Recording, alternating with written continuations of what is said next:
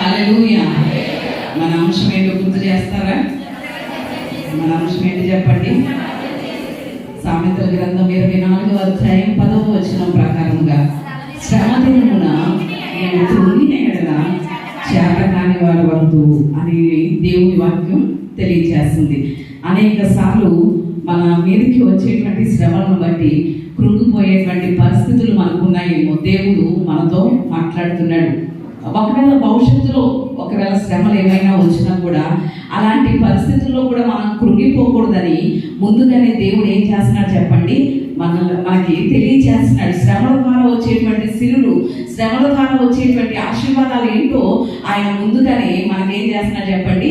తెలియజేస్తున్నాడు. అలా తెలియచేయడాన్ని బట్టి ఎటువంటి శ్రమ వచ్చినా కూడా మనం ఏమాత్రం ఏం చేయాలి చెప్పండి? భయపడడం, కృంగిపోం. ఆల్రెడీ దేవుడు శ్రమల ద్వారా వచ్చేటువంటి ఆశీర్వాదాలు ఏంటో మనకి తెలియజేస్తున్నాడు కనుక ఏ విషయంలో కూడా మనం అధైర్యపడేటువంటి పని ఉండదు. శ్రమల ద్వారా వచ్చేటువంటి సిరులు అనేటువంటి ఈ అంశంలో శ్రమల ద్వారా వచ్చేటువంటి సిరులు మొట్టమొదటి ఏంటి చెప్పండి? శ్రమల ద్వారా ఏం కలుగుతుంది? అభివృద్ధి కలుగుతుంది. అది ఇశ్రాయేలు ప్రజల జీవితంలో దేవుడు ఎలాగో వారిని అభివృద్ధి పరిచాడు. అలాగే నీరో చక్రవర్తి పరిపాలన జీవితంలో క్రైస్తవులు ఎంతగా ప్రభులారో అనేది కూడా మనము ఆలోచన చేస్తాం. రెండవదిగా శ్రమల ద్వారా ఏం కలుగుతుంది? ఏం కలుగుతుంది చెప్పండి? సౌందర్యం కలుగుతుంది. యోబు కుమార్తెలు యోబు అనుభవించినటువంటి మహాశ్రమలను బట్టి వారు ఆ దేశం అందే అందరికన్నా సౌందర్యవతులుగా కనబడ్డారు. ఈరోజు సంఘం అనేటువంటి స్త్రీ కూడా ఆధ్యాత్మికంగా ఎలా ఉండాలి? సౌందర్యంగానే ఉండాలి. ఆయన వచ్చి చూసేసరికి మనలో ఆయన్ని ఆకర్షించుకునేటువంటి పరిపక్వ దశ రావాలి. సంఘంలో ఏమి రావాలి చెప్పండి? పరిపక్వ దశ, ఎదిగినటువంటి స్థితి రావాలి. ఉదాహరణకి మనం ఎవరినైనా చూసేసరికి ఒక చెయ్యి పొడుగుగా ఉండి, ఒక చెయ్యి పొట్టిగా ఉండి, ఒక కాలు పొట్టిగా ఉండి, ఒక కాలు పొడుగుగా ఉన్న వాళ్ళని అందంగా ఉన్నారంటారా? అంటారా? ఏమంటాం? అంగవైకల్యం కలిగిన వారు అంటాం, హ్యాండిక్యాప్డ్ అంటాం కదా. అంటే ఈరోజు క్రీస్తు వచ్చి చూసేసరికి సంఘం అంతా కూడా ఎలా ఉండాలి? అందంగా సౌందర్యంగానే ఉండాలి, కానీ అంగవైకల్యం కలిగినటువంటి పరిస్థితిలో ఉండకూడదు. ఎందుకంటే మనం క్రీస్తు అవయవంలో, క్రీస్తు శరీరంలో ప్రతి ఒక్కరు ఏమై ఉన్నాం చెప్పండి? అవయవాలు అయి ఉన్నాం. ప్రతి అవయవం కూడా అందంగానే ఉండాలి తప్ప ఏ ఒక్కరు హ్యాండిక్యాప్డ్ అంటే అంగవైకల్యం కలిగినటువంటి స్థితిలో కనబడకూడదు. శ్రమల ద్వారా దేవుడు మనల్ని ఏం చేస్తున్నాడు? ఆధ్యాత్మిక సౌందర్యంలోనికి నడిపిస్తున్నాడు అనే విషయాన్ని కూడా మనం నేర్చుకుంటూ వచ్చాం. మూడవదిగా కూడా మనం నేర్చుకున్నాం. ఏంటి చెప్పండి? శ్రమల ద్వారా మనకి మేలు కలుగుతుంది. ఏం కలుగుతుంది చెప్పండి? శ్రమల ద్వారా మేలు కలుగుతుంది. శ్రమలు రాకమునుపు దేవుని వాక్యాన్ని విడిచిపెట్టేశాం, దేవుని కట్టడాలను విడిచిపెట్టేశాం, దేవుని సన్నిధిని విడిచిపెట్టేశాం. కానీ ఈరోజు శ్రమ కలగడం ద్వారా దేవునికి మరింత దగ్గర అవుతున్నాం, దేవుని సహవాసానికి దగ్గర అవుతున్నాం, దేవుని కట్టడలను నేర్చుకోగలుగుతున్నాం, ఆయన వాక్యాన్ని అనుసరించి నడుచుకోగలుగుతున్నాం. ఇదంతా కూడా మన జీవితాలకి ఏంటి చెప్పండి? మేలే. ఈ విషయంలో మరొకటి నేను గుర్తు చేయదలుచుకున్నాను. ఏమిటి అనేసానంటే, పౌలు పరిచర్య కాలంలో కైసర్ అనేటువంటి ఒక అధికారి ఉండేవాడు. పౌలు జీవించినటువంటి పరిచర్య చేసినటువంటి ఆ కాలంలో కైసర్ అనేటువంటి ఒక అధికారి ఉండేవాడు. అధికారి పట్టుబట్టాడు. ఏమన్నా తెలుసా? క్రైస్తవ్యం అనేది లేకుండా చేయాలి, ఎలాగైనా సువార్త ప్రకటించకుండా చేయాలి అనేటువంటి ఆలోచన కలిగి ఏం చేశాడంటే, సువార్త పరిచర్య చేస్తున్నటువంటి పౌలు గారిని పట్టుకెళ్ళి ఎక్కడ వేయించేశాడు? చెరసాలలో వేయించేశాడు. ఎక్కడ వేయించేశాడు చెప్పండి? చెరసాలలో వేయించేశాడు. చెరసాలలో వేయించేసినప్పుడు పౌలు గారు ఫిలిప్పీ పత్రిక చెరసాలలో ఉండే రాశారు. రాసిన ఆ పత్రికలో మాట్లాడతాం కదా, ఎల్లప్పుడూ ప్రభువునందు ఆనందించండి, మరలా చెప్పుదును ఆనందించండి అనే మాట చెరసాలలో ఉండే రాశారు పౌలు గారు. ఆయన కూడా ఏం చేస్తా ఉండేవారు అంటే, చెరసాలలో అయ్యో నన్ను దేవుడు సువార్త ప్రకటిస్తున్నందుకు, దేవుడిని ప్రకటిస్తున్నందుకు, అనేకుల కొరకు ప్రార్థన చేస్తున్నందుకు, క్రీస్తు సువార్తని ఇలా ప్రకటిస్తున్నందుకు నేను జైల్లోకి వచ్చానే, చెరసాలలో వేశారే, దేవుడు ఇలాంటి శ్రమ నాకు అనుమతించాడు అని ఏమాత్రం పౌలు గారు ఏమవ్వలేదు చెప్పండి? కృంగిపోలేదు. చెరసాలలో కూడా, ఆ జైల్లో కూడా ఎప్పుడు ప్రభువుని స్తుతిస్తూ ఆనందిస్తూనే ఉండేవారు. ఆనందిస్తూ ఉంటే ఆ చెరసాలకి కాపలా ఎలా అంటే పెత్రోయిం సేన అనే అనేసి అని అంటారు. ఏంటి ప్రతిరోజు కూడా ఉదయం నలుగురు, మధ్యాహ్నం నలుగురు, అలా పెత్రోలియం అంటే 16 మంది వచ్చి కాపలా కాస్త ఉండేవారు ఆ సేవ అనమాట. వాళ్ళు వచ్చిన వాళ్ళందరికీ ఆశ్చర్యం కలిగేది, ఇదేంటి చెరసాలలో ఉండి కూడా పౌలు గారు ఏం చేస్తున్నారు, కృంగిపోకుండా, బాధపడకుండా, నిరుత్సాహపడకుండా ఆనందిస్తున్నారేంటి అని పౌలు గారిని అడిగారు. ఏంటండి పౌలు గారు ఇలా మీరు ఆనందించడానికి కారణం ఏంటి అనేసారంటే, నా దేవుని అందే నేను ఎల్లప్పుడూ ఆనందిస్తానని వారికి ఆ సైనికులకి ఏం చెప్పారు పౌలు గారు అంటే సువార్త చెప్పారు. దేవునికి స్తోత్రం, హల్లెలూయా. ఆ శ్రమల్లో పౌలు ఆనందించడాన్ని బట్టి అక్కడ ఆ సైనికులందరూ ఏమయ్యారు, రక్షించబడ్డారు. దేవునికి స్తోత్రం, హల్లెలూయా. ఏ కైసర్ అయితే క్రైస్తవ్యం లేకుండా చేయాలి అనుకున్నాడో, ఏ కైసరు అయితే ఈ పౌలు గారు సువార్త ప్రకటించకుండా, సంఘాలు కట్టకుండా ఆపాలి అనుకున్నాడో, ఆ కైసరు కూడా రక్షించబడ్డాడు. రక్షించబడడమే కాదు, ఒకసారి అపోస్తులైనటువంటి పౌలు గారు ఫిలిప్పీలకు రాసినటువంటి పత్రిక 4వ అధ్యాయం 22వ వచనం చూడండి ఒకసారి. 4:22, నాతో కూడా ఉన్న సహోదరులందరూ మీకు వందనములు చెప్పుచున్నారు.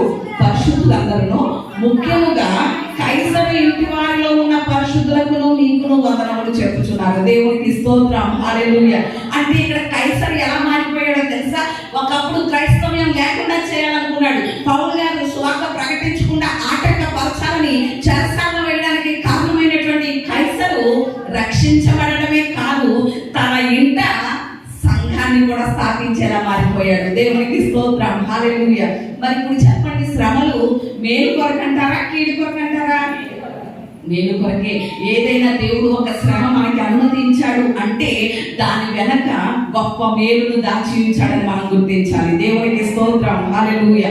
4వదిగా కూడా మనం చూద్దాం, శ్రమల ద్వారా దేవుడు మనకి ఎలాంటి ఆశీర్వాదం ఇవ్వబోతున్నాడు అని కనుక మనం ఆలోచన చేస్తే, శ్రమల ద్వారా మనకి కలిగేది ఏమిటి అని ఆలోచన చేస్తే, అపోస్తులైనటువంటి పౌలు రోమీయులకు రాసినటువంటి పత్రిక, అపోస్తులైనటువంటి పౌలు గారు రోమా సంఘానికి రోమీయులకు రాసినటువంటి పత్రిక 5వ అధ్యాయం 3వ వచనం చదువుకుందాం. అంతేకాదు శ్రమ ఓర్పును, ఓర్పు పరీక్షను, పరీక్ష నిరీక్షణను కలుగు చేయనని ఎరిగి శ్రమల యందును అతిశయపడుదుము. దేవునికి స్తోత్రం, హల్లెలూయా. ఇక్కడ 4వదిగా మనం ఆలోచన చేస్తున్నాం, శ్రమల ద్వారా మనకి కలిగేది ఏమిటి అనే ఆలోచన చేస్తే, శ్రమల ద్వారా ఏం కలుగుతుందో తెలుసా? ఓర్పు కలుగుతుంది. ఏం కలుగుతుంది చెప్పండి? శ్రమల ద్వారా ఓర్పు కలుగుతుంది. ఇదే మాట మనకి ఈ రోమా పత్రికలోనే మరొకసారి పౌలు గారు ప్రస్తావించారు. అక్కడ కూడా మనం చూద్దాం. రోమీయులకు రాసినటువంటి పత్రిక 12వ అధ్యాయం 12వ వచనం చూడండి ఒకసారి. 12 నిరీక్షణ గలవారై సంతోషించుచు, శ్రమల యందు ఓర్పు గలవారై ప్రార్థన యందు పట్టుదల కలిగి ఉండుడి. దేవునికి స్తోత్రం, హల్లెలూయా. అంటే దేవుడు మన జీవితంలో శ్రమల్ని ఎందుకు అనుమతిస్తున్నాడు? మన జీవితంలో శ్రమలు రావడానికి, శ్రమల ద్వారా వచ్చే ఆశీర్వాదం ఏమిటి? 4వదిగా మనం ఆలోచన చేస్తే, శ్రమల ద్వారా మనకి ఏం కలుగుతుంది చెప్పండి? ఓర్పు కలుగుతుంది. ఏం కలుగుతుంది?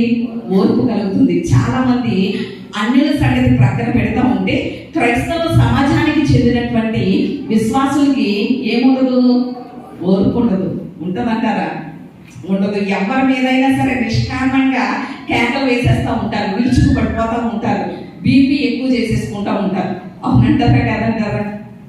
మరి ఇంట్లో భర్త మీద అలాగే అరిచేస్తూ ఉంటారు, పిల్లల మీద అలాగే అరిచేస్తూ ఉంటారు, బీపీతో కేకలు వేసేస్తూ ఉంటారు, లేకపోతే భార్య మీద అరిచేస్తూ ఉంటారు, పిల్లల మీద అరిచేస్తూ ఉంటారు. పురుషులు అయితే ఇలా నిష్కారణంగా ప్రతి దానికి కూడా ఏం చేస్తూ ఉంటారు?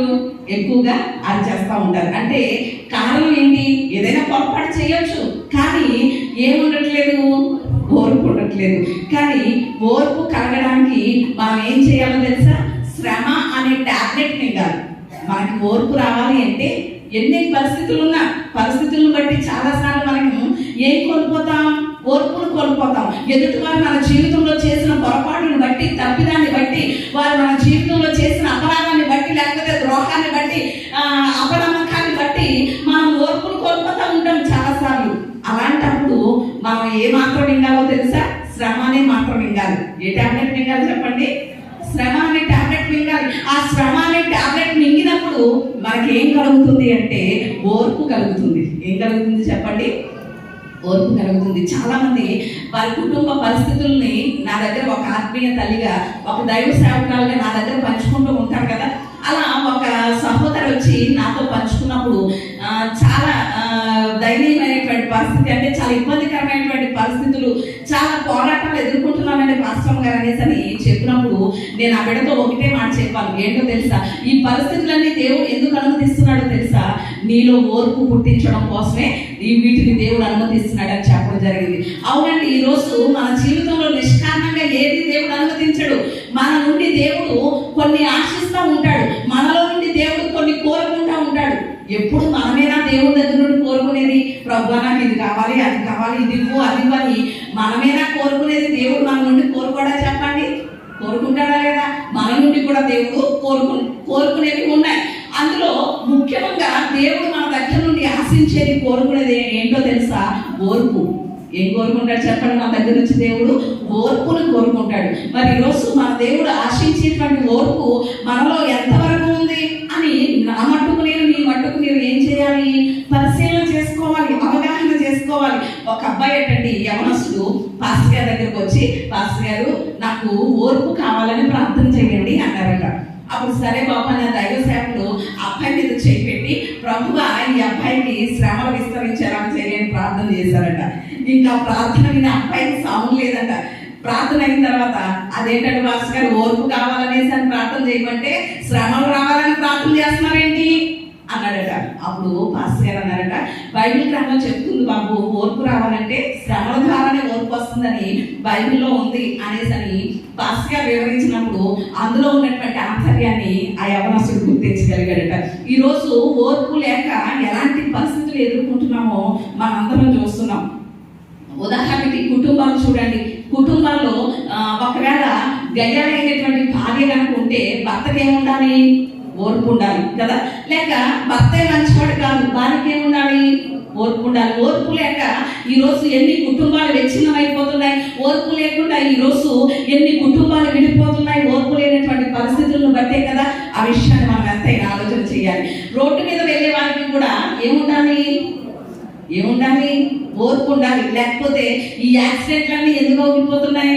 ఓర్పు లేకే కదా. నేనే ఫాస్ట్గా వెళ్ళాలి, లేకపోతే అంతేందుకు రైల్వే గేట్ వేసి ఉన్నా కూడా ఏం చేస్తూ ఉంటాం? ఓర్పు లేకుండా గేట్ కింద నుంచి వెళ్ళిపోతూ ఉంటారు, అది తగిలేస్తూ ఉంటుంది నడుముకి కదా. అంటే ఏం లేదు వాళ్ళకి, ఆ గేట్ తీసే వరకు కూడా ఓర్పు ఉండట్లేదు. ఓర్పు లేక ఈరోజు యాక్సిడెంట్లు ఎక్కువైపోతున్నాయి. అదే ఓర్పు ఉంటే కనుక అన్ని యాక్సిడెంట్లు అయ్యేటువంటి పరిస్థితులు రోడ్ల మీద ఉండవు. మరి ఈరోజు ఎంతవరకు ఓర్చుకోగలుగుతున్నాం అనేది ఎంతైనా ఆలోచన చేయాలి. దేవుడు మనకి ఓర్పు నేర్పించడం కోసమే మన జీవితంలో ఏం అనుమతిస్తున్నాడు చెప్పండి? శ్రమలను అనుమతిస్తున్నాడు. ఓర్పు ద్వారా ఎన్నో ఆశీర్వాదాలు ఉన్నాయి. ఒక 3 మాటలు నేను గుర్తు చేసి నా వాక్యంలో ముందుకు వెళ్తాను. ఓర్పు ద్వారా మనకి కలిగేటువంటి విషయాలు ఏంటి అనేసి అంటే, మహాజ్ఞాని అయినటువంటి సొలొమోను రాసినటువంటి ప్రసంగి గ్రంథం 10వ అధ్యాయం 4వ వచనం చూస్తే అక్కడ ఒక మాట మనకి కనిపిస్తుంది. ఏలువాడు నీ మీద కోపపడిన ఎడల నీ ఉద్యోగం నుండి నీవు తొలగిపోకుము, ఓర్పు గొప్ప ద్రోహ కార్యాలు జరగకుండా చేయును. దేవునికి స్తోత్రం, హల్లెలూయా. ఇక్కడ జ్ఞాని అయినటువంటి సొలొమోను మహాజ్ఞానంతో రాసినటువంటి మాటలు ఇవి. ఏమంటున్నాడో తెలుసా? ఏలేవాడు అంటే నీ పై అధికారి ఒకవేళ నీ మీద కోపపడితే నువ్వు ఏం చెయ్యి? నీ ఉద్యోగం నుండి తొలగిపోవద్దు. ఎందుకంటే ఓర్చుకో. ఓర్పు లేకపోతే ఓర్పు గొప్ప ద్రోహ కార్యాలు జరగకుండా చేస్తుంది. ఒకవేళ నువ్వు ఓర్చుకోకపోతే ఆయన నీ మీద కోపపడ్డాడని ఉద్యోగం మానేయడము, లేకపోతే ఆయన చంపేసేటువంటి ప్రయత్నం చేయడము, ఇలాంటివి చేస్తూ ఉంటాం. కాబట్టి ఓర్పు ఏం చేస్తుందట? గొప్ప ద్రోహ కార్యాలు జరగకుండా చేస్తుంది, ఆపుతుంది. మరి ఈరోజు ఇన్ని ద్రోహ కార్యాలు అన్నదమ్ముల విషయంలో కానివ్వండి, కుటుంబస్తుల మధ్యలో కానివ్వండి, ఇరుగు పొరుగు వారి మధ్యలో కానివ్వండి, రక్త సంబంధికుల్లో కానివ్వండి, అక్క చెల్లెల విషయంలో కానివ్వండి, ప్రతి ఒక్కరి విషయంలో కూడా ఇలాంటి ద్రోహ కార్యాలు జరుగుతున్నాయి అంటే కారణం ఏంటంటారు? ఓర్పు లేకపోవడమే కదా. అందుకని మహాజ్ఞాని చెప్తున్నాడు, ఏంటో తెలుసా? ఓర్పు గొప్ప ద్రోహ కార్యం జరగకుండా చేస్తుందట. అందుకని మనం ఏం చేయాలి? ఓర్పు కలిగి ఉండాలి.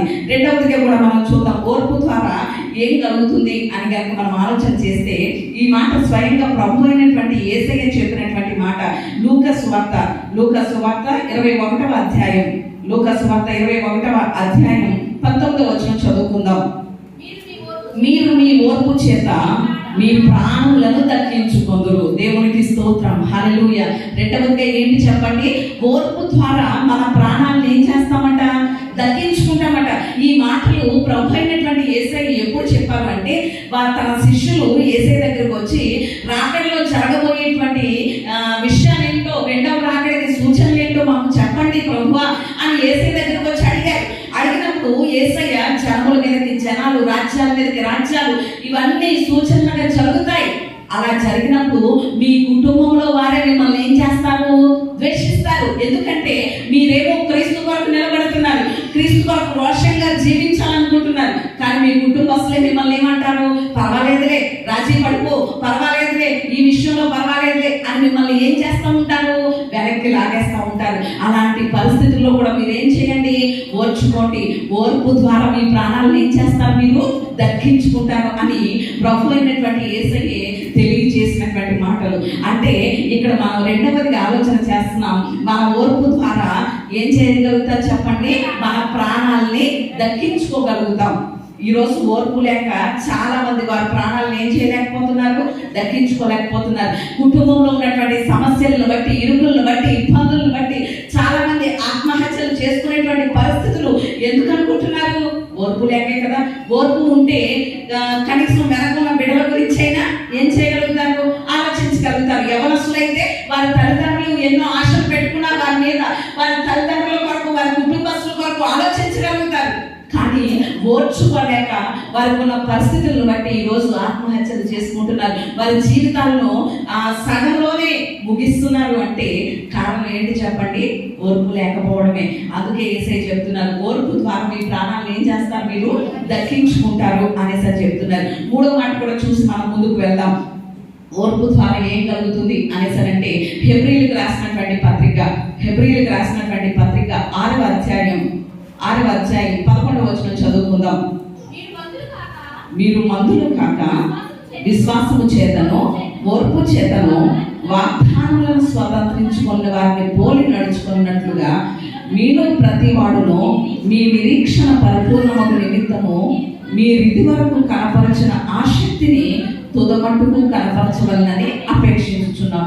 ఇక్కడ రాయబడినటువంటి మాటను బట్టి మూడవదిగా ఓర్పు ద్వారా ఏం చేస్తాం? ఏం కలుగుతుంది మనకి అంటే, దేవుడు మనకి ఇచ్చినటువంటి వాగ్దానాన్ని మనం స్వతంత్రించుకుంటాం. దేవునికి స్తోత్రం, హల్లెలూయా. ఈ 2024లో ఎంతమంది వాగ్దానాలు తీసుకున్నారు? ఎంతమంది తీసుకున్నారు? ఎన్ని తీసుకున్నారు? ఒకటేనా? ఇంకేమైనా తీసుకున్నారు? జనవరి 1కి లేక 31st నైట్ ఒకటి తీసుకున్నారు సరే, కానీ దేవుడి కృప ఏంటో తెలుసా? ప్రతి నెల కూడా మనకి దేవుడు ఒక్కొక్క వాగ్దానాన్ని ఇస్తున్నాడు. మరి మనం జనవరి 1కి తీసుకున్నటువంటి వాగ్దానం అయినా, ప్రతి నెల దేవుడు ఇచ్చేటువంటి వాగ్దానం అయినా, మన జీవితంలో దాన్ని మనం స్వతంత్రించుకోవాలి అంటే, దాని నెరవేర్పును చూడాలి అంటే మనకేం అవసరం చెప్పండి? ఓర్పు అవసరం కదా.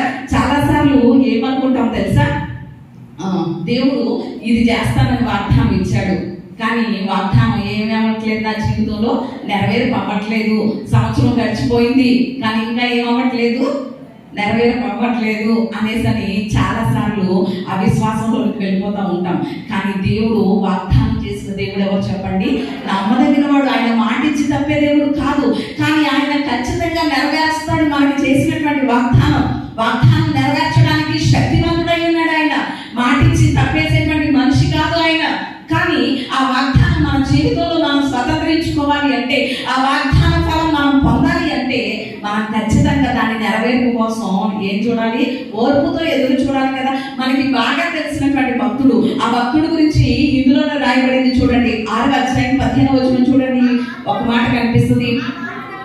ఆ మాట నమ్మి అతడు ఓర్పుతో సహించి ఆ వాగ్దాన ఫలము పొందెను. దేవునికి స్తోత్రం, హల్లెలూయా. ఇక్కడ ఎవరి గురించి రాయబడిందో తెలుసా? అబ్రహాము గురించి రాయబడింది. ఎవరి గురించి చెప్పండి? అబ్రహాము గురించి రాయబడింది. అబ్రహాముతో దేవుడు వాగ్దానం చేశాడు. 75వ సంవత్సరంలో వాగ్దానం చేశాడు, నేను నీకు బిడ్డలు ఇస్తాను, ఆకాశపు వలె, ఇసుక రేణువుల వలె నీ సంతానాన్ని అభివృద్ధి చేస్తాను అని వాగ్దానం చేశాడు. వాగ్దానం చేసినప్పుడు దేవుడు అబ్రహాము ఏం చేశాడు చెప్పండి? ఓర్పుతో అలా ఏం చేశాడు? కనిపెడతానే వచ్చాడు. 25 సంవత్సరాలు, ఎన్ని సంవత్సరాలు చెప్పండి? 25 years కనిపెట్టాడు అబ్రహాం. మనకి ఒక సంవత్సరం దాటిపోతే మనకి తీసుకున్న వాగ్దానం ఇంక దాన్ని ప్రక్కన పడేస్తాం, నెరవేరుతుందో లేదో, సంవత్సరం అయిపోయిందిలే అనేసి అనుకుంటాం. కానీ దేవుడు చేసిన ప్రతి వాగ్దానం మన జీవితంలో స్వతంత్రించుకోవాలి అంటే మనకేం అవసరం చెప్పండి? ఓర్పు అనేది అవసరం. చాలా మంది అంటూ ఉంటారు, దేవుడు వాగ్దానం చేశాడు అన్నావు కదా, ఈ కార్యం జరుగుతుందని చెప్పావు కదా, ఏది మరి ఇంకా చేయలేదు దేవుడు, ఇంకా జరగదే నీ జీవితంలో కార్యం అనేటువంటి మాటలు కూడా మనకు వినిపిస్తూ ఉంటాయి. అయినా కూడా ఏమాత్రం మనం ఏం చెందకూడదు చెప్పండి? విసుగు చెందక్కర్లేదు, ఓర్పుతో కనిపెడితే చాలు. ఉదాహరణకు అబ్రహాం జీవితాన్ని చూద్దాం. అబ్రహాం జీవితంలో దేవుడు ఒక మాట చెప్పాడు. ఆదికాండం 12వ అధ్యాయంలో ఏమన్నా తెలుసా? అబ్రహామా, నువ్వు లేచి నేను నీకు చూపించే దేశానికి వెళ్ళు, నేను అక్కడ నిన్ను అత్యధికంగా ఆశీర్వదిస్తాను, నీ సంతానాన్ని ఆశీర్వదిస్తాను, ఆకాశ నక్షత్రాల వలె, ఇసుక రేణువుల వలె నిన్ను దీవిస్తాను, సంతానాభివృద్ధిని చేస్తాను అనేసి చెప్పినప్పుడు అబ్రహాము బయలుదేరి దేవుడు ఏ దేశానికి అయితే వెళ్ళమన్నాడో ఆ దేశానికి వెళ్ళాడు. ఉదాహరణకి మన ఇంటి ముందు ఎవరైనా, మన రోడ్డు మీద ఎవరైనా కొత్త వారు తిరుగుతున్నారు అనుకోండి, వాళ్ళ గురించి మనం ఆరా తీస్తామా లేదా? తీస్తారా లేదా? ఇప్పుడు అసలే ఈ జనరేషన్ లో దొంగల భయం ఎక్కువగా ఉంది కాబట్టి ఖచ్చితంగా వారిని గురించి ఆరా తీస్తాం. వాళ్ళు ఎటైనా నడుస్తున్నారు అనుకోండి, ఒక 2-3 సార్లు చూస్తాం, తర్వాత అలా అదే పరిస్థితుల్లో వాళ్ళు కనిపించినప్పుడు ఖచ్చితంగా ఎవరొకరు ఏం చేస్తారు? వాళ్ళని ఆరా తీస్తారు. ఏ బాబు ఇలాగా, ఏ ఊరు నుంచి వచ్చావు నువ్వు, ఏది నీ ఊరు, ఎవరింటికి వచ్చావు, ఎవరింటికైనా వచ్చావా, మీ చుట్టాలు ఎవరు ఇక్కడ, వాళ్ళ అడ్రస్ ఏంటి, ఎప్పుడు వచ్చావు, ఎన్నాళ్ళు ఉంటావు అని అడుగుతామా లేదా? ఖచ్చితంగా అడుగుతాం కదా. మరి అబ్రహాము కూడా దేవుడు చూపించే దేశానికి వెళ్ళినప్పుడు ఆ దేశంలో ఉన్నటువంటి వాళ్ళు, ఆ ఊర్లో ఉన్నటువంటి వాళ్ళు కూడా అబ్రహాముని అడిగే ఉంటారు. ఏమని? ఏ బాబు ఎక్కడి నుంచి వచ్చావు, ఏ ఊరు నీది అంటే అబ్రహాం ఏమన్నాడు? ఊరు అనే ఊరండి నాది అన్నాడు. ఏ ఊరు నీదంటే ఊరు అన్నాడు అబ్రహాం. అబ్రహాం పాత ఊరు ఏంటి చెప్పండి? మెసొపొతామియాలో ఊరు అనేటువంటి ఊర్లోంచే ఉన్నాడు అబ్రహాం. ఊరు ఏంటి, ఏ ఊరు అని అడుగుతుంటే ఊరు అని చెప్తున్నావు ఏంటి అంటే అబ్రహాం ఏమంటాడు? నా ఊరు పేరే ఊరండి అనేసి అని ఉంటాడు. అవునా లేదా చెప్పండి? అన్నప్పుడు సరే అయితే ఎందుకు వచ్చావు ఇక్కడికి, అసలు ఆ ఊరు ఎక్కడుంది? నది అవతల ఉందండి, యూఫ్రటీస్ నది అవతల అనేసి అని చెప్తాడు అబ్రహాం.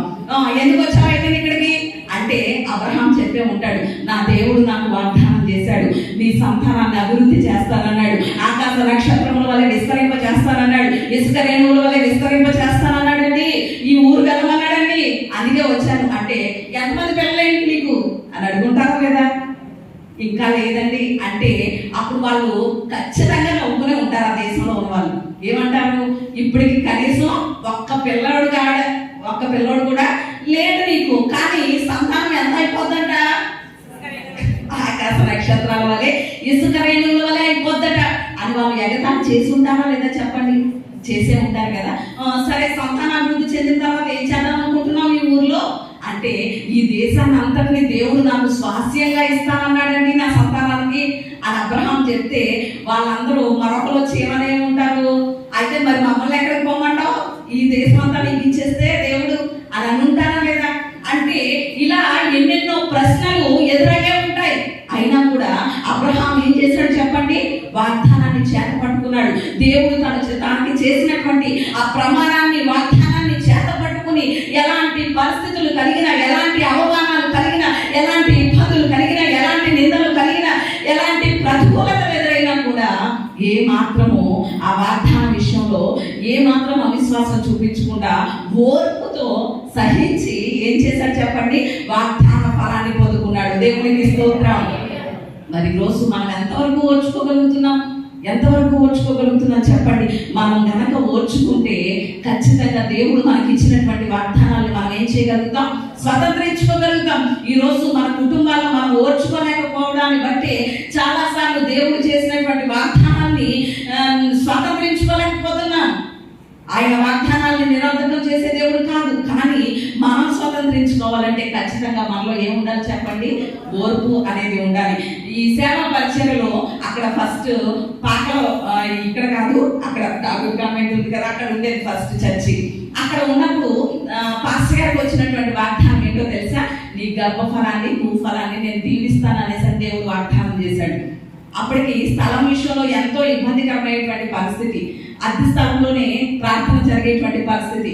దేవుడు ఇచ్చిన వాగ్దానం నీ గర్భఫలాన్ని భూఫలాన్ని దీవిస్తాను అని వాగ్దానం చేశాడు 2009లో. చేసినప్పుడు ఆ వాగ్దానాన్ని బట్టి అలా ఓర్చుకుంటూనే వచ్చాం. తర్వాత అక్కడ మున్సిపల్ దొడ్లోకి అక్కడికి మార్చబడినప్పుడు కూడా అది కూడా అద్దె స్థలమే. ఎన్నో పరిస్థితులు, వర్షాకాలం వచ్చేసరికి వర్షం పడిపోయి చాలా ఇబ్బందికరమైనటువంటి పరిస్థితులు. కానీ మేమేం పట్టుకున్నామో తెలుసా? దేవుడు చేసిన వాగ్దానాన్నే చేత పట్టుకున్నాం. దేవునికి స్తోత్రం, హల్లెలూయా.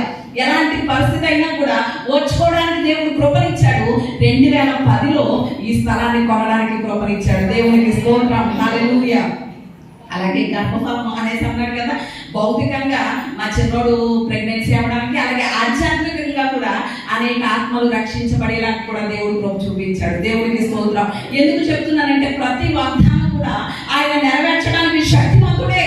కానీ మనం ఏం చేయాలి చెప్పండి? ఓర్చుకోవాలి. మనకి బైబిల్ గ్రంథంలో ఒక స్త్రీ కనిపిస్తుంది. ఆ స్త్రీ ఎంతగా ఓర్చుకుంది అనేసి అంటే ఆమె ఓర్పు ద్వారా ఎలాంటి ఆశీర్వాదకరమైనటువంటి జీవితాన్ని ఆమె అనుభవించిందో ఒక్కసారి మనం జ్ఞాపకం చేసుకుందాం ఈ సమయంలో. ఎవరు అనేసనంటే ఆమె లేయా. ఎవరు చెప్పండి? లేయా, లాబాను యొక్క కుమార్తె, యాకోబు యొక్క పెద్ద భార్య. యాకోబుకి ఎంతమంది భార్యలు? 2 భార్యలు కదా, లేయా రాహేలు. ఆ యాకోబు యొక్క పెద్ద భార్య లేయా ఎంత ఓర్పు కలిగి ఉన్నదో మనము ఎంతైనా కూడా ఆలోచన చేయాలి. ఈ లేయా యాకోబుకి ఎంతమంది పిల్లల్ని కన్నది అనేసానంటే 6 మగ పిల్లల్ని కన్నది. ఎంతమందిని చెప్పండి? 6. ఒక ఆడపిల్ల ఎవరు? దీనా. మొత్తం ఎంతమంది పిల్లల్ని కంది? 7 కంది. 7 పిల్లల్ని కన్నది. అప్పుడు పూర్వకాలంలో వాళ్ళకి ఆస్తి ఎవరు అంటే సంతానమే. ఎక్కువ మంది సంతానం కలిగినటువంటి వాళ్ళే వాళ్ళకి ఆస్తి. ఎక్కువ మంది బిడ్డలు కలిగిన వాళ్ళని గొప్పవారిగా చూసేవారు పూర్వపు దినాల్లో. 7 బిడ్డల్ని కనిచ్చినా కూడా తన భర్త ఎప్పుడు లేయాని ఏం చేయలేదు? ప్రేమించలేదు సరికదా, ఏం చేసేవాడు? ద్వేషించబడేది. అందుకని ఒకసారి ఆ మాటలు కూడా మనం చూద్దామా? రండి ఒకసారి ఆదికాండం 29వ అధ్యాయం 31వ వచనం చూద్దాం. 29:31. లేయా ద్వేషించబడుట యెహోవా చూచి ఆమె గర్భమును తెరిచెను. దేవునికి స్తోత్రం, హల్లెలూయా. తన చెల్లెలి ద్వారా కానివ్వండి, తండ్రి ద్వారా కానివ్వండి, భర్త ద్వారా కానివ్వండి, అన్నదమ్ముల ద్వారా కానివ్వండి, ఎప్పుడు లేయా ఏం చేయబడతా ఉండేది? ద్వేషించబడతా ఉండేది. 7 బిడ్డల్ని కనిచ్చినా కూడా తన భర్త ఎప్పుడు కూడా తనని ప్రేమగా చూసినటువంటి పరిస్థితులు లేవు. ఈ రోజే కనుక భర్తల విషయంలో అలా ఉంటే, ఏదైనా భర్త కనుక ప్రేమించలేదనుకోండి, ఓర్చుకోగలుగుతారా భార్యలు? ఓర్చుకోగలమా చెప్పండి? ఏ మాత్రం కూడా ఓర్చుకోలేదు కదా. కానీ లేయా ఎంతగా ఓర్చుకుంది అనేసనంటే తన ఓర్పును బట్టి తన గర్భంలో నుండి వచ్చినటువంటి బిడ్డలు ఏమయ్యారో తెలుసా? యాజకులయ్యారు. దేవునికి స్తోత్రం. లేయా ఓర్చుకుంది కాబట్టి లేయా గర్భంలో నుండి దేవుడు యాజకులను ఇచ్చాడు. యాజకులు అహరోను, మోషే, మిర్యాము వీళ్ళందరూ ఏ వంశానికి చెందినవారు? లేవి వంశానికి చెందినవారు. ఆ లేవిని కన్నదెవరు? లేయాయే. దేవునికి స్తోత్రం, హల్లెలూయా. లేవి ఎవరు కుమారుడు చెప్పండి? లేయా కుమారుడు. లేవిని కన్న తల్లి లేయా. అలాగే యాజకుల్ని కాదు, గొప్ప రాజుల్ని కూడా దేవుడు ఆమె గర్భవాసమును పుట్టించాడు. ఎవరు అనుకుంటున్నారు ఆ రాజులు? దావీదు కానివ్వండి, లేకపోతే సొలొమోను కానివ్వండి, లేకపోతే హిజ్కియా కానివ్వండి, ఇలా యెహోషాపాతు కానివ్వండి, ఇలా ఈ రాజులందరూ ఎవరి గర్భంలో నుండి వచ్చారు? లేయా గర్భంలో నుండి. అంటే ఈ రాజులందరి వంశం ఏంటి? యూదా వంశం. ఈ యూదాని కన్నది ఎవరు అంటే లేయాయే. ఎందుకు అనేసారంటే తన ఓర్పు తన బిడ్డలకి ఎంతో ఆశీర్వాదకరంగా మారింది. తన ఓర్పును బట్టి తన గర్భంలో నుండి యాజకుల్ని దేవుడు రప్పించాడు. తన ఓర్పును బట్టి తన గర్భంలో నుండి గొప్ప రాజులను దేవుడు రప్పించాడు. అంతేకాదు మన ప్రభు అయినటువంటి యేసయ్య కూడా ఎవరి గర్భంలో నుండి వచ్చాడు? లేయా గర్భంలో నుండే. దేవునికి స్తోత్రం, హల్లెలూయా. అంటే యోధా వంశంలో పుట్టాడు కదా యేసయ్య. అంటే యోధా ఎవరి కుమారుడు? లేయా కుమారుడు. అంటే ఈ రోజు మన ప్రభు అయినటువంటి యేసయ్య కూడా ఎవరి గర్భవాసం నుండి వచ్చారు అనేసి చూస్తే లేయా ద్వారానే వచ్చినట్లుగా మనం చూస్తాం. చూస్తున్నాం. ఇంతటి ఆశీర్వాదం తనకి ఎలా దక్కింది, తన బిడ్డలకి ఎలా దక్కింది అంటే తన ఓర్పు ద్వారానే తన బిడ్డలకి ఇంతటి ఆశీర్వాదం. ఈరోజు నీ బిడ్డలు గొప్పవారు అవ్వాలనుకుంటున్నావా? నీ బిడ్డలు గొప్ప స్థితిలో ఉండాలనుకుంటున్నావా? యాజకులు కావాలనుకుంటున్నావా? లేకపోతే పరిపాలన చేసేవారిగా ఉండాలనుకుంటున్నావా? అయితే నీకు ఏం అవసరం చెప్పండి? ఓర్పు అనేది అవసరం. ఓర్పు లేకపోతే ఏమాత్రం మన బిడ్డలు మంచి భవిష్యత్తును చూడలేదు. ఓర్పు లేకుండా మన కుటుంబాల్లో మనం గొడవలు పడతా ఉంటే, భర్తతో గొడవలు పడుతూ ఉంటే, భార్యతో గొడవలు పడతా ఉంటే మన బిడ్డలు ఎలా గొప్పవారు అవ్వగలుగుతారు? వారి మనస్తత్వాలు, వారి చిన్న చిన్న మనసులు కూడా చాలా నెగిటివ్ ఫీలింగ్ లోకి వెళ్ళిపోయి దెబ్బతినే పరిస్థితులు కనిపిస్తూ ఉంటాయి. పిల్లలు కూడా పాడైపోయే పరిస్థితులు కనిపిస్తూ ఉంటాయి. కాబట్టి ఖచ్చితంగా మనకి ఏం అవసరం చెప్పండి? ఓర్పు అనేది చాలా అవసరం. ఈ లేయ ప్రపంచానికే ఆశీర్వాదకరంగా మారింది. దానికి కారణం ఒక్కటే, ఏంటి చెప్పండి? ఓర్పు. అలా మనం చూసుకుంటే క్రొత్త నిబంధనలో ఇంకొక స్త్రీ కనిపిస్తుంది. ఎవరు అంటే కనాను స్త్రీ. ఎవరు చెప్పండి? కనాను స్త్రీ. తన కుమార్తెకి దయ్యం పట్టిందని యేసయ్య దగ్గరకు వచ్చింది. నా కుమార్తెని విడిపించు ప్రభా అనేసరి. విడిపించు ప్రభా అనేసరి యేసయ్య దగ్గరకు వచ్చినప్పుడు యేసయ్య వెళ్ళిపోతా ఉన్నాడు. ఏమాత్రం ప్రభువా కరుణించని కేకలు వేస్తుంది కానీ ఏమాత్రం యేసయ్య పట్టించుకోవట్లేదు. వినబడలేనట్లు వినిపిస్తుంది కానీ వినబడనట్లుగా వెళ్ళిపోతున్నాడు. ఈమె కూడా ప్రభువా దయచేసి నా బిడ్డను కనికరించవా, నా బిడ్డను స్వస్థపరచవా అని కేకలు వేసుకుంటూ యేసయ్య వెనకాలే వెళ్తుంది. అలా ఓర్పుతో వెళ్తుంది. మనమైతే ఏమనుకుంటాం? పాస్టర్ గారు ఏం పట్టించుకోవట్లేదు, సర్లే ఊరుకుందాం అనుకుంటాం. అవునా కాదా చెప్పండి? ఒకసారి చెప్తున్నప్పుడు పాస్టర్ గారు ఏదో అడవులో ఉన్నారనుకోండి, మన మాట వినలేదు అనుకోండి, మనకేమైపోతుంది? చాలా కోపం వచ్చేది. నేను చెప్పినప్పుడు వింటలేదు పాస్టర్ గారు అనేసరికి చాలా కోప్పడిపోతూ ఉంటాం కదా. కానీ యేసయ్య వెళ్ళిపోతూ ఉంటున్నాడు పట్టించుకోకుండా. కానీ ఈ స్త్రీ మాత్రం ఓర్పుతో యేసయ్య వెనకాలే వెళ్తుంది. వెళ్తా ఉంటే యేసయ్య శిష్యులు కూడా అన్నారు, ఏమో తెలుసా ప్రభువా, ఆమె దాని నుంచి కేక వేస్తుంది, నువ్వు ఒకసారి ఆమెను చూడొచ్చు కదా అనేసరి శిష్యులు అన్నారు. అప్పుడు నేను నశించుచున్న ఇశ్రాయేలు వద్దకే వచ్చాను కానీ మీరు ఒకరి దగ్గరికి రాలేదు అనేసరి యేసయ్య చెప్పినప్పుడు ప్రభువా నన్ను కనిపించని సార్ మళ్ళా బ్రతిమలాడినప్పుడు యేసయ్య అన్న మాట ఏంటి? పిల్లలకి ఇచ్చేటువంటి రొట్టె ముక్కలు కుక్క పిల్లలకు వేయడం యుద్ధం కాదు అంటాడు. అంటే ఇండైరెక్ట్ గా కుక్కవి అన్నట్లే కదా లెక్క. అలా అన్నా కూడా ఏం చేయట్లేదు? యేసయ్యను విడిచిపెట్టట్లేదు. ఓర్పుతో యేసయ్యనే బ్రతిమలాడుకుంటుంది. అవును ప్రభువా, పిల్లలు తినే రొట్టె ముక్కలు కింద పడిపోతే కుక్క పిల్లలు కూడా తింటాయి కదా అని ఎంత ఓర్పుతో యేసయ్యను బ్రతిమలాడుకుంటుందో చూడండి. ఆ తల్లి చూపినటువంటి ఓర్పు తన బిడ్డను స్వస్థపరిచింది. దేవునికి స్తోత్రం, హల్లెలూయా. మరి రోజు మనం ఎంతవరకు ఓర్చుకోగలుగుతున్నాం? మన బిడ్డల విషయంలో కానివ్వండి, మన కుటుంబాల విషయంలో కానివ్వండి, ఎంతవరకు ఓర్చుకోగలుగుతున్నాం అనేది ఎంతైనా ఆలోచన చేయాలి. ఓర్పు లేనటువంటి పరిస్థితులు ఎలా ఉంటాయో ఒక వ్యక్తిని నేను ఉదాహరణగా చూపించి నా ముందుకు వెళ్తాను. మనకి బాగా తెలిసినటువంటి భక్తుడు మోషే. మోషేకి ఏం లేదు? ఓర్పు లేదు. అది ఖచ్చితం. సకల విద్యా ప్రావీణుడు, మాట నేర్పగలిగినటువంటి వాడు, లేకపోతే చాలా సత్తువ కలిగినటువంటి వాడు. మోషే ఎవరు చెప్పండి? చాలా సత్తువ కలిగినటువంటి వాడు. ఇన్ని ఆధిక్యతలు, ఇన్ని క్వాలిఫికేషన్స్ ఉన్నాయి మోషేలో, కానీ ఏం లేదు? ఓర్పు లేదు. మనలో ఎన్ని క్వాలిఫికేషన్స్ ఉన్నా కానీ అవన్నీ వేస్ట్. ఏముండాలి? ఖచ్చితంగా ఓర్పు అనేది ఉండాలి. మోషేలో ఎన్నో క్వాలిఫికేషన్స్ ఉన్నాయి. సకల విద్యా ప్రవీణుడు, మాట నేర్పగలిగిన వాడు, సత్తువు కలిగిన వాడు, ఇలా ఎన్నో క్వాలిఫికేషన్స్ ఉన్నాయి. కానీ ఏం లేదు? ఓర్పు లేదు. ఇద్దరు ఐగుప్తీయులు దెబ్బలాడుకుంటుంటే వచ్చి ఏం చేశాడు? ఒక ఐగుప్తీయుడిని చంపేసి ఇసుకలో కప్పెట్టేశాడు. అంటే ఎంత సత్తువో చూడండి. ఇసుకలో కప్పెట్టాలి అంటే, తవ్వాలి అంటే ఇసుకను తవ్వడం చాలా కష్టం. మీరు గమనించారా? ఇసుకను కనుక తవ్వుతూ ఉంటుంది, మళ్ళీ ఏమవుతూ ఉంటుంది? జారిపోతూ ఉంటుంది. ఉదాహరణకి ఎవరైనా చనిపోయినప్పుడు సమాధి దగ్గర గొయ్యి తీయడానికి ఇద్దరు ముగ్గురు ఉండాలి.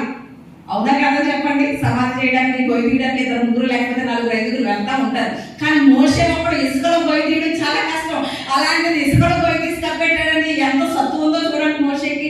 అంత సత్తువ కలిగి ఆ ఐగుప్తీయుడిని ఏం చేశాడు చెప్పండి? ఇసుకలో కప్పెట్టేశాడు. అంటే ఏం లేదు మోషేకి? ఓర్పు లేదు. అప్పుడు దేవుడు అనుకున్నాడు, ఇలాంటి ఓర్పు లేని మోషేకి కనుక నా ప్రజలైన ఇశ్రాయేలీయులకి అప్పగిస్తే ఏం చేస్తాడు? ఇశ్రాయేలీయులు బాగా విసిగించేశారు కదా మోషేని. విసిగించారా లేదా? మన బ్యాచ్కే వాళ్ళు అంత మాటలు శోధించడం, సరగడం, విసిగించడం ఇదే కదా. ఆయాసం కలిగించడం ఇదే బ్యాచ్ కదా. అలాగా ఇశ్రాయేలీయులు మోషేని విసిగించినప్పుడల్లా ఏం చేతుడు? ఒక్కొక్కరిని చంపి పాతి పెట్టేస్తా ఉండేవాడు. ఎందుకని? ఓర్పు లేదు కాబట్టి. కాబట్టి ఖచ్చితంగా ఓర్పు అనేది అవసరం అని దేవుడు ఏం చేశాడు అంటే, మొదట నా ప్రజల్ని పరిపాలించడం కాదు, మొదట నా ప్రజల్ని విడిపించడం కాదు, మొదట నా ప్రజల్ని నడిపించడం కాదు, ఏం చేయాలో తెలుసా? మొదట నువ్వు ఓర్పు నేర్చుకోవాలి అని మోషేని ఎక్కడికి పంపించేశాడు? మిథ్యాను అరణ్యంలోనికి పంపించేశాడు. అక్కడ ఎన్ని సంవత్సరాలు ఓర్పు నేర్పించాడు దేవుడు? 40 సంవత్సరాలు ఓర్పు నేర్పించాడు మోషేకి. దేవునికి స్తోత్రం, హల్లెలూయా. ఎక్కడ పెట్టాడు? గొర్రెల దగ్గర పెట్టాడు. గొర్రెల్ని కాయడం ఏమన్నా అంత సులువు అనుకుంటున్నారా? గొర్రెల్ని మేపడం ఏమైనా అంత సులువు అనుకుంటున్నారా? చాలా కష్టతరమైనటువంటి పని గొర్రెల్ని కాయడం అనేది. ఉదాహరణకి గొర్రెలు మేస్తా ఉన్నాయి, సరే మేస్తున్నాయి కదా అనేసి మనం అలాగా కునిద్దాం అనుకోండి, ప్రక్క పొలంలో తినేసి అనుకోండి, తినేస్తే అవతల వాడు రైతు ఎవడైనా ఈ గొర్రెలు అంటే నాయేరా అనేసి అనగలుగుతామా? ఎవరు కదా. ఈ కాపరి అవునా ఆయనండి బాబు, క్షమించండి బాబు అనేసి అనాలి. అవునా కదా చెప్పండి. అలా గొర్రెల్ని కాయడం అంటే చాలా కష్టతరమైనటువంటి పని. ఆ గొర్రెల్ని మేపే దగ్గర ఎన్ని సంవత్సరాలు ఉంచేశాడు దేవుడు? 40 సంవత్సరాలు ఉంచి ఓర్పు అనేది మోషేకి దేవుడు నేర్పించాడు. దేవునికి స్తోత్రం.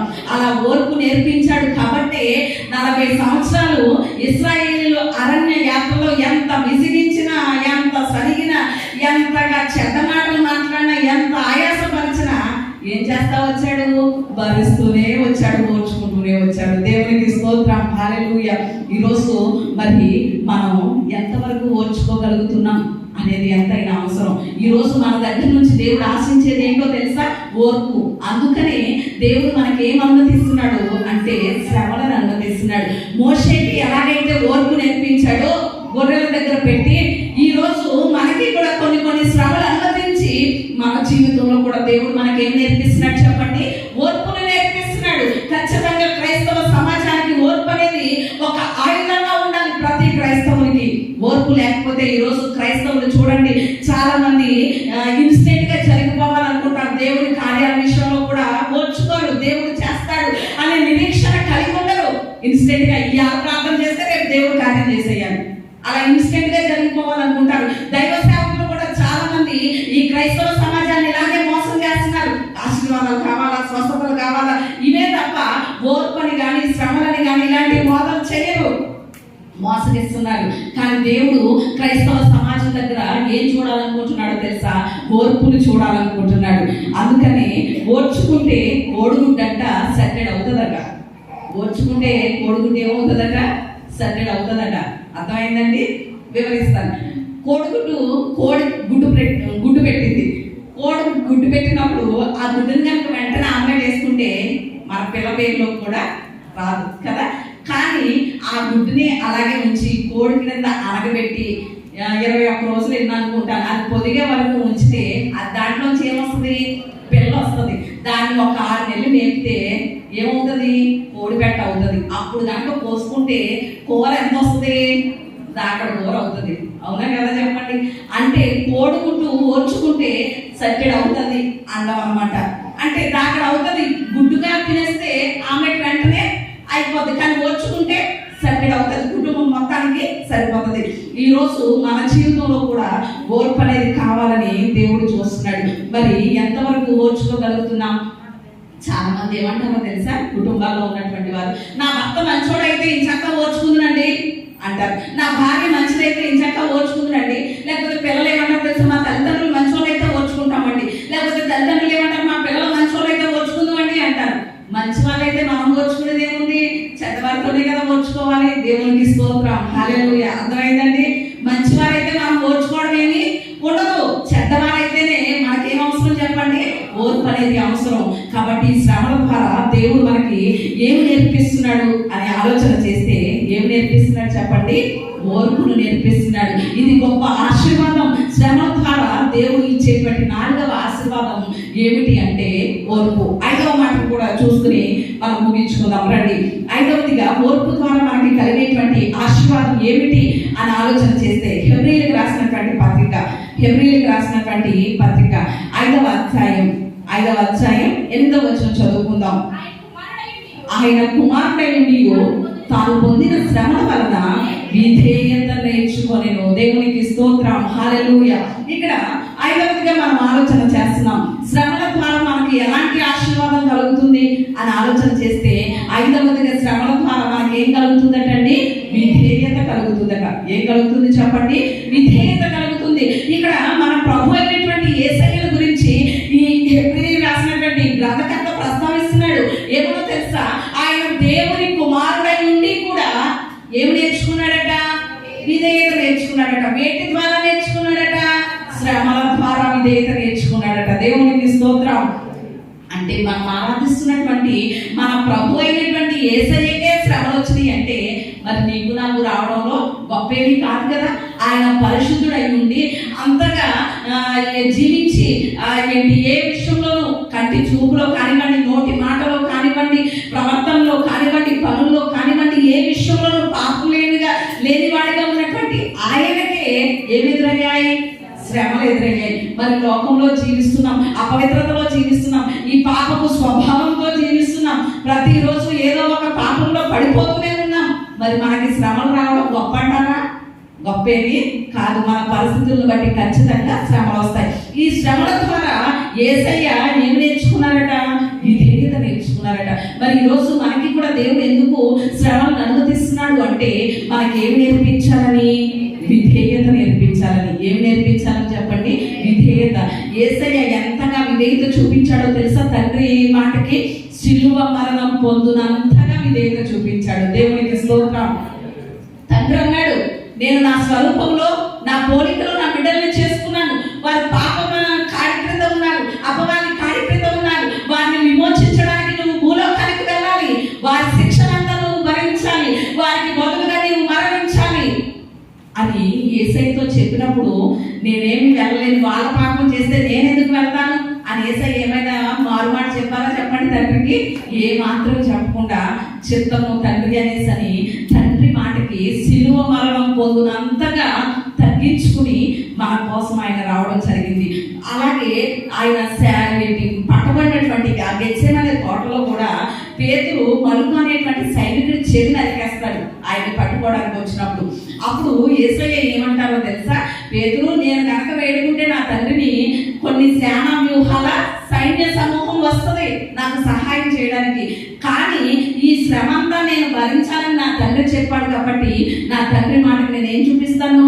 విధేయత చూపిస్తాను అన్నాడు యేసయ్య. మరి ఈరోజు మనలో ఎంతవరకు విధేయత కలిగి ఉన్నాం? ఎంతవరకు విధేయత చూపిస్తున్నాం? ఈ రోజు మనం శ్రమ గుండా నడుస్తున్నాం, శ్రమల గుండా వెళ్తున్నాము అంటే ఇంకా మనలో విధేయత లేదు కాబట్టి దేవుడు మనల్ని శ్రమల గుండా నడిపిస్తున్నాడని మనం ఖచ్చితంగా అవగాహన చేసుకోవాలి. అంత శిలువ మరణం పొందినంతగా యేసయ్య విధేయత చూపించాడు కనుక పరలోకమందు కానివ్వండి, భూమి మీద కానివ్వండి, భూమి క్రింద ఉన్న వారిలో కానివ్వండి, 3 లోకాల్లో కూడా ఆయన కంటే గొప్పవాడు ఎవడు లేడు. దేవునికి స్తోత్రం, హల్లెలూయా. అంతగా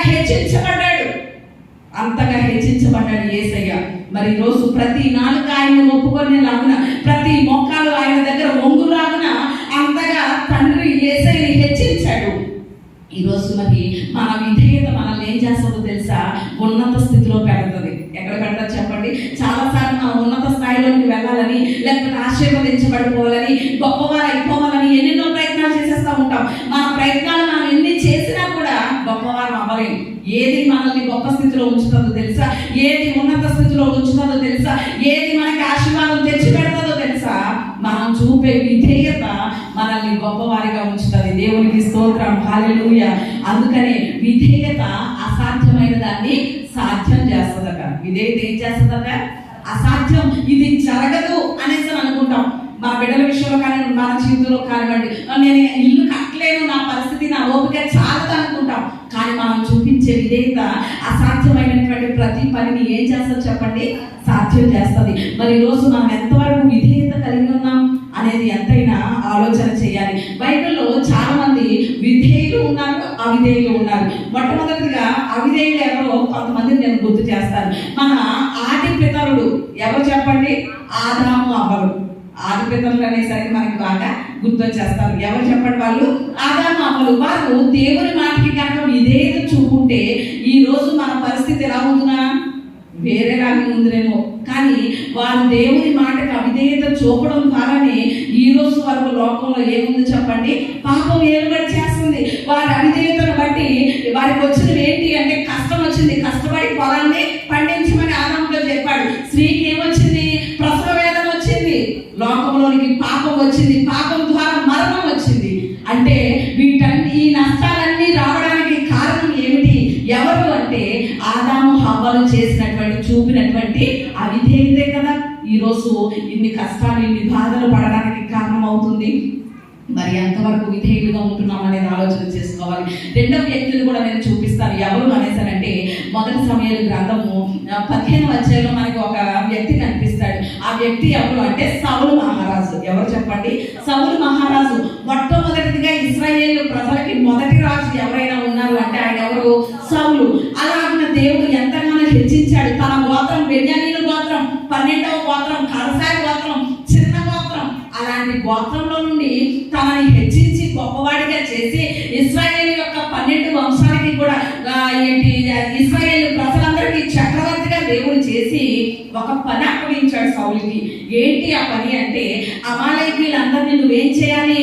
నాశనం చేయాలి. వారి పశువులు అన్నిటిని కూడా నిర్మూలన చేయాలి. ఎందుకంటే అమాలేకీయులు నా ప్రజలైన ఇశ్రాయేలీయుల్ని అరణ్య యాత్రలో కానాను ప్రయాణంలో ఎన్నోసార్లు ఇబ్బంది పెట్టారు. కాబట్టి వారిని తుడిచివేయి, వారిని నాశనం చెయ్యి అని ఒక పని దేవుడు అప్పగిస్తే ఈ సౌలు ఏం చేశాడు అంటే కొంతమందిని చంపేశాడు, కొన్ని పశువుల్ని చంపాడు.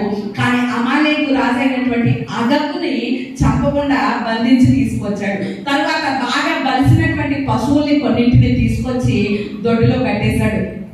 కట్టేస్తే సమయాలు వచ్చేసరికి ఎట్లా అరుపులు రంగని ఇవన్నీ వినిపిస్తున్నాయి. సమయాలు వచ్చి ఏంటి అసలు దేవుడు నీకు చెప్పింది ఏంటి అనేసరంటే మరలా తాను తప్పు ఒప్పుకోకుండా ఏమని సమర్థించుకుంటున్నాడు?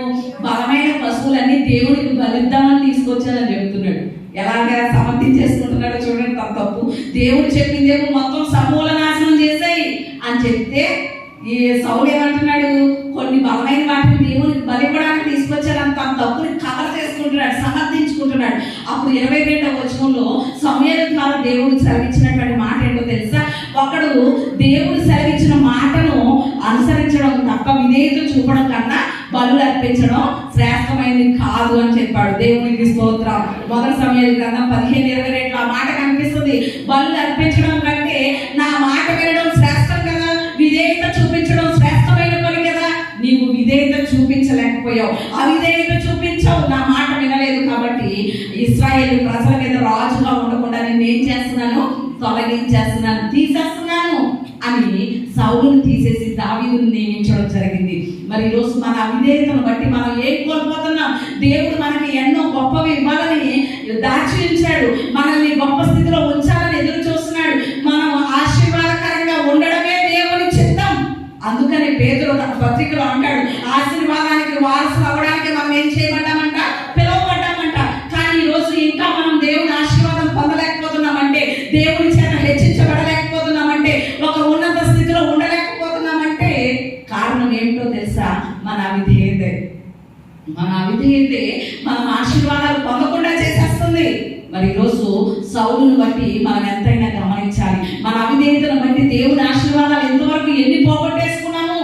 కానీ ఇక్కడ నుంచి అయినా ప్రభువా నేను విధేయత చూపిస్తాను, నీ వాక్యానికి విధేయత చూపిస్తాను, దైవ సేవకులకు విధేయత చూపిస్తాను, నా తల్లిదండ్రులకు విధేయత చూపిస్తాను, నన్ను ఆశీర్వదించు అంటే ఖచ్చితంగా దేవుడు విధేయత ద్వారా వచ్చే ప్రతి ఆశీర్వాదాన్ని ఏం చేయబోతున్నాడు చెప్పండి?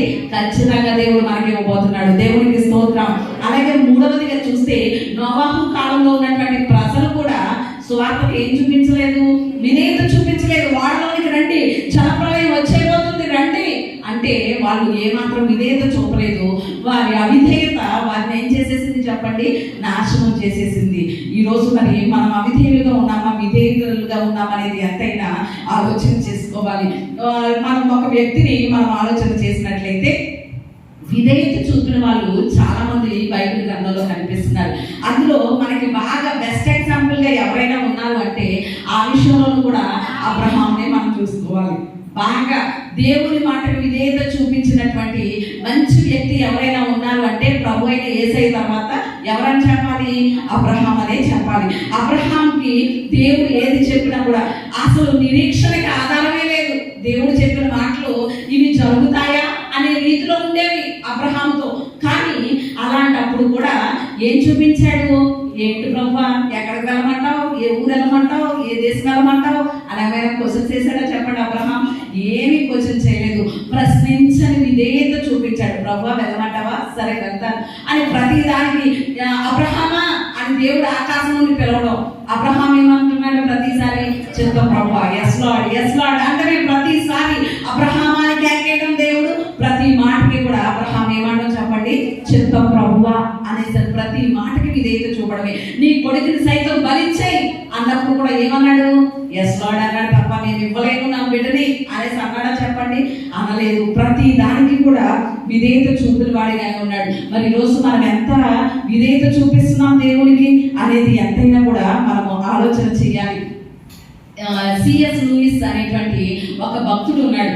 ఆ భక్తుడు ముసలితనంలో చనిపోయిన తర్వాత ఆ భక్తుని యొక్క బైబిల్ చాలా పాతదైపోయినటువంటి ఆ బైబిల్ని వారి బిడ్డలు చూస్తూ ఉంటే ప్రతి పేజీ కింద కూడా మొదటి పేజీ ఆదికాండం మొదటి అధ్యాయము మొదటి పేజీ చదివిన తర్వాత క్రింద ఏమనుంది? ఎస్ లార్డ్ అని ఉంది. తర్వాత రెండో పేజీ చూస్తే ఎస్ లార్డ్ అంటే ఈ పరిశుద్ధ గ్రంథంలో ప్రతి పేజీ కింద కూడా ఏమనుంది? ఎస్ లార్డ్, ఎస్ లార్డ్ అని రాసుకున్నాడట. అంటే దేవుడు చెప్పిన ప్రతి మాటకి కూడా నేను విధేయత చూపించాను అని అతను తన జీవితంలో చనిపోయే వరకు కూడా అలాంటి విధేయత చూపినటువంటి భక్తుడిగా మనం చూస్తున్నాం. మరి ఈరోజు దేవుని మాటకి మనం ఎంతవరకు విధేయత చూపిస్తున్నాం? దేవుడు చెప్పేది ఒకటి, మనం చేసేది ఒకటి. అలా అయితే మన జీవితంలో ఆశీర్వాదాన్ని ఎలా పొందుకోగలుగుతాం అనేది మనం ఎంతైనా కూడా ఆలోచన చేయాలి. ఒక ప్రజలు ఉన్నారట, ఒక జాతి వారు ఉన్నారట. ఆ జాతి వారు ఎంతో విధేయత చూపించారట. వాళ్ళని నేను చూపించిన మాటలు ముగిస్తాను. ఇర్మియా గ్రంథం 35వ అధ్యాయం 14వ వచనం. ఇర్మియా గ్రంథం 35:14. అక్కడ మనకి ఒక సంతానం కనిపిస్తుంది, ఒక జాతి వారు కనిపిస్తారు. వారు ఎవరు అంటే రేఖాబీయులు. ఎవరు చెప్పండి? రేఖాబీయులు అనేటువంటి ఒక సంతతి మనకి కనిపిస్తుంది, ఒక వంశం కనిపిస్తుంది. ఆ వంశంలో ఉన్నటువంటి మూల పితరుడట ఒక మాట చెప్పాడట ఆ వంశానికి. ఏమనో తెలుసా? మీరు ఎప్పుడు ద్రాక్షారసం త్రాగవద్దు అని చెప్పాడట. వాళ్ళ వంశస్థులకు ఏం చెప్పాడు చెప్పండి? మీరు ఎప్పుడు ద్రాక్షారసం ముట్టవద్దు అని చెప్పాడట మూల పితరుడు. ఆ మూల పితరుడు చెప్పినటువంటి ఆ మాట నేటి వరకు వాళ్ళ సంతానం అంతా కూడా ఏం చేస్తున్నారు? అనుసరిస్తూనే ఉన్నారు. అసలు ద్రాక్షారసం అనేది వాళ్ళు ముట్టకుండా త్రాగకుండా అనుసరిస్తూనే ఉన్నారు. ఆ సంతతి వాడిని చూపిస్తూ ఎగ్జాంపుల్ గా దేవుడు చెప్తున్నాడు. ఏమనో తెలుసా? రేఖాబీయులు తన మూలపుత్రుడు చెప్పినటువంటి ఆ మాటకి విధేయత చూపించారు, కానీ నా ప్రజలు నా మాటకి ఏం చూపించట్లేదు? విధేయత చూపించట్లేదని దేవుడు చాలా బాధపడ్డాడు. ఆ ఇర్మియా గ్రంథం 35వ అధ్యాయంలో మనం ఆలోచన చేస్తే, అంటే ఒక సంతానంలో వాళ్ళకి ఒక మూలపితరుడు ఇచ్చినటువంటి ఆజ్ఞే వాళ్ళ తరతరాల బిడ్డలందరూ కూడా విధేయత చూపిస్తే, ఈ రోజు పరలోకమందు ఉన్నటువంటి మన దేవుడు మన మంచి కొరకు మనం నిత్య జీవరాజ్యంలో ప్రవేశించాలని, యుగయుగాలు యాతన పడే నిత్య నరకాగ్నిలో నుండి మనం తప్పించబడాలి అని కొన్ని ఆజ్ఞలు ఇస్తే, కొన్ని మాటలు చెప్తే మనం విధేయత చూపిస్తున్నామా చెప్పండి? ఎంతవరకు విధేయత చూపిస్తున్నాం అనేది మనల్ని మనం ఎంతైనా పరిశీలన చేసుకోవాలి. అందుకనే దేవుడు ఏం చేస్తున్నాడో తెలుసా? శ్రమల ద్వారా మనకి ఏం నేర్పిస్తున్నాడు? విధేయత నేర్పిస్తున్నాడు. దేవుడికి స్తోత్రం, హల్లెలూయా. కొన్నిసార్లు మన బిడ్డలు మన మాట మనం నోటితో చెప్తాం. నోటితో చెప్పినప్పుడు ఏమేమరు వినరు కదా, చాలా సార్లు వినరు. అప్పుడు ఏం చేస్తాం? బెత్తం వాడతాం. బెత్తం వాడినప్పుడు ఖచ్చితంగా ఏమైపోతారు? సెట్ అయిపోతారు కదా. అలాగే కొన్నిసార్లు మనం అవిధేయత చూపించినప్పుడు, దేవుని మాటకి లోబడలేనప్పుడు, దేవుని మాటకి విధేయత చూపలేనప్పుడు కొన్నిసార్లు దేవుడు ఏం చేస్తాడో తెలుసా? శ్రమలు అనుమతించి శ్రమల ద్వారా మనకి ఏం నేర్పిస్తాడు చెప్పండి? విధేయత నేర్పిస్తాడు. కాబట్టి ఆ శ్రమలను బట్టి మనం కృంగిపోనక్కర్లేదు. ఆ శ్రమల ద్వారా దేవుడు నాకు విధేయత నేర్పిస్తున్నాడు అని ఆ శ్రమల్లోనైనా దేవుని మాటకి ఏం చూపించాలి? విధేయత చూపించాలి, విధేయత నేర్చుకోవాలి. శ్రమలను బట్టి ఏమాత్రం మనం కృంగిపోనక్కర్లేదు. మనకి బాగా ఆలోచన చేయగలిగితే కనుక ప్రపంచంలోనే best oil in the world అని దేన్ని అంటారు అంటే ఆలివ్ ఆయిల్ అంటారు. దేన్ని అంటారు చెప్పండి? Olive oil. ప్రపంచంలోనే బెస్ట్ ఆయిల్ అంటారు. ఆ ఆయిల్ ఎక్కడి నుంచి వస్తుందో తెలుసా? ఒలివ కాయల్ని ఏం చేస్తారు? ప్రతి చెట్టు కూడా కాయ కాస్తే దాని పని అయిపోయినట్లే, ఫలించేసినట్లే లెక్క. కానీ ఒలివ చెట్టు విషయంలో అలా ఉండదు. కాయ కాసేసినంత మాత్రాన దాని పని అయిపోదు. ఆ ఒలివ కాయలను తీసుకెళ్ళి ఎక్కడికి వేస్తారంటే గానుగలో వేస్తారు. ఎక్కడ వేస్తారు చెప్పండి? గానుగలో వేస్తారు. నలగ పడతారు, చెతకు పడతారు. ఆ కాయల నుండి వచ్చేటువంటి ఆ ఆయిలే ఒలివ నూనె. అది చాలా శ్రేష్టమైనది, చాలా ఎక్కువ ఖరీదు చేసేటువంటిది కూడా. అంటే అంత బెస్ట్ ఆయిల్ గా, లేకపోతే అంత ఖరీదైన ఆయిల్ గా, ప్రపంచంలో అన్నింటికన్నా బెస్ట్ గా అది నిలవడానికి కారణం ఏంటో తెలుసా? అది ఎక్కడ నలగొట్టబడింది? గానుగలో నలగొట్టబడింది. దేవునికి స్తోత్రం. ఈ రోజు మనల్ని కూడా శ్రమ అనే గానుగలో దేవుడు ఎందుకు నిలగొడుతున్నాడో తెలుసా? ద బెస్ట్ అని, మనల్ని నిలబెట్టాలని, మనల్ని అందరూ మెచ్చే రీతిలో మనల్ని నిలబెట్టాలి, బెస్ట్ గా చేయాలని దేవుని ఆలోచన. కాబట్టి శ్రమలనే గానుగలో మనల్ని ఏం చేస్తున్నాడు చెప్పండి? నలగొడుతున్నాడు, విరగొడుతున్నాడు. అలాంటప్పుడు శ్రమలను బట్టి మనం ఏ మాత్రం కూడా మన జీవితంలో ఏమైపోక్కర్లేదు చెప్పండి? కృంగిపోనక్కర్లేదు. ఒలీవ గింజ నలగొట్టబడకపోతే, గానుగలో వేయబడకపోతే శ్రేష్టమైన నూనె దానిలో నుండి రాదు. అలాగే గోధుమ గింజ కూడా భూమిలో పడి చావకపోతే దానిలో నుండి మొలక అనేది రాదు. అలాగే మనము కూడా శ్రమ పెట్టబడకపోతే జీవంతో కూడినటువంటి పునరుత్థాన శక్తిని మనం పొందుకోలేము. దేవునికి స్తోత్రం. హల్లెలూయా. అందుకని దేవుడు శ్రమలను అనుమతిస్తున్నాడు. అది శ్రమలు అనేది నాకే అని మనం ఎవరు అనుకోక్కర్లేదు. ప్రతి ఒక్కరికి దేవుడు ఇస్తాడు, ప్రతి ఒక్కరికి అనుమతిస్తాడు. పౌలు గారి విషయంలో చూడండి, ఎన్నో ప్రత్యక్షతలు, ఎన్నో ఈ దేవుని యొక్క అనుభవాలు పౌలు గారికి ఉన్నాయి. అయినా కూడా పౌలు గారికి శ్రమలు వచ్చినాయా లేదా చెప్పండి? వాడ పగిలి చాలా శ్రమ పడ్డారట, పడవ ప్రయాణాల్లో శ్రమలట, శోధనల్లో శ్రమలట, ఎన్నో కష్టాలు అనుభవించారు. అంటే సేవకుల దగ్గర నుంచి విశ్వాసుల వరకు ఎవరి స్థాయిని బట్టి వారికి ఖచ్చితంగా దేవుడు ఏమనుమతిస్తాడు? శ్రమలు అనుమతిస్తాడు. ఈ శ్రమల ద్వారా వచ్చే ఆశీర్వాదం ప్రతి ఒక్కరు పొందాలని దేవుడు అనుమతిస్తున్నాడు. కాబట్టి శ్రమలోనే దేవుని కృప ఏమవుతుందో తెలుసా? మనకి అధికం అవుతుంది. దేవునికి స్తోత్రం. శ్రమలో ఉన్నప్పుడు దేవుని కృప ఏమవుతుంది చెప్పండి? అధికం అవుతుంది. కానీ శ్రమల ద్వారా వచ్చేటువంటి ఆశీర్వాదాలు మనం పొందుకోవాలని దేవుడు అనుమతిస్తున్నాడు. కాబట్టి ఏమాత్రం శ్రమ దినములు మనం ఏం చేయకూడదు చెప్పండి? కృంగిపోనక్కర్లేదు. శ్రమల ద్వారా వచ్చే సిరులు, ఇవన్నీ కూడా శ్రమల ద్వారా వచ్చే సిరులు. మొట్టమొదటి గుర్తు చేద్దామా? శ్రమల ద్వారా వచ్చేదేంటి? అభివృద్ధి. రెండవది ఏంటి? శ్రమల ద్వారా సౌందర్యం. మూడవది ఏంటి చెప్పండి? శ్రమల ద్వారా మేలు. నాలుగవది ఏంటి? శ్రమల ద్వారా ఓర్పు వస్తుంది. ఐదవది శ్రమల ద్వారా విధేయత వస్తుంది. ఈ ఆశీర్వాదాలన్నీ దేవుడు మనకి ఇవ్వాలని శ్రమలను అనుమతిస్తున్నాడు. కాబట్టి ఈ ఆశీర్వాదాలన్నీ పొందుకుందాం, శ్రమలో నిలిచి ఉందాం. అట్టి కృప దేవుడు మనందరికీ దయచేయును గాక.